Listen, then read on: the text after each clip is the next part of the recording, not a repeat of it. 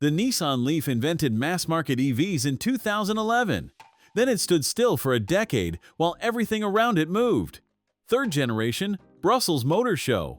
622 WLTP kilometers in a compact EV under 42,000 euros. Here's what the car delivers when you go looking for where that number comes from.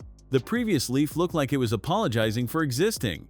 This one has decided what it is, and it is the right decision. Nissan took their Ariya's design language and brought it down to compact crossover proportions. A drag coefficient of 0.25 is an engineering outcome, not a styling claim. Active aero flaps adjust its speed. Motorized door handles sit flush against the body when closed. Inside, I went looking for the compromises Nissan made to hit this price, and the interior is largely where they didn't make them. Dual 14.3-inch displays, both sharp and responsive. Google built-in means real navigation with Maps and Google Assistant, not a phone mirroring workaround that cuts out on the motorway. ProPilot Assist comes standard, adaptive cruise, lane centering, automatic emergency braking. Not a trim unlock. Standard.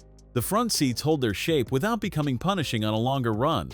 The rear floor is completely flat, and cabin refinement at motorway speed is noticeably better than the previous generation deserved any credit for. One thing you will not find here, on any LEAF trim at any price, is a rear motor. The Kia EV3 offers it, the Skoda Elroq offers it, the LEAF does not. If your winter involves real ice and real gradients, that is the conversation you need to have with yourself before you reach the configurator. What Nissan published alongside the WLTP figure is a real-world motorway range number, and it is the most transparent efficiency data any manufacturer in this segment has volunteered. That number arrives next. 437 liters of boot space, more than the outgoing LEAF, in line with the class. The floor is flat and the load lip is low.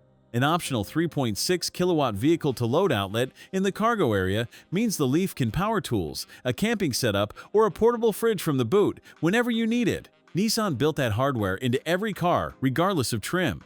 At this price, that kind of engineering generosity tells you something about how seriously the ownership case was thought through. 622 kilometers WLTP on the 75 kilowatt-hour battery. In this segment at this price, that is the best range figure per kilowatt-hour available.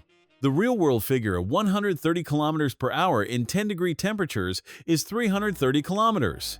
Nissan measured that number themselves and published it without being asked. It is 290 kilometers less than the sticker says. You should hold both figures in your head, because they are both true. At 110 kilometers per hour, the real-world figure rises to 430 kilometers, which covers most European road trip patterns without a second stop. 35 minutes from 10 to 80% on a 150 kilowatt fast charger.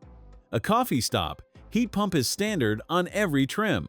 The winter gap between what the sticker claims and what the instrument cluster shows is narrower here than on rivals that charge extra for the same system. Under 42,000 euros for the 75 kilowatt-hour variant. Whether the missing rear motor matters more than the range advantage is a decision only your life can answer. The Kia EV3 builds a strong case for AWD at this price. The LEAF builds a different one. Nissan spent a decade watching competitors own the category they invented. They came back with the most efficient range figure in the compact class. That is a serious answer to 10 years of standing still. Subscribe! The next walk-around is up. Thanks for watching. If you enjoyed this video, hit that like button and subscribe for more content just like this. Leave a comment below with your thoughts or questions. I read every single one. And don't forget to click the bell icon to get notified about my next upload. See you in the next video.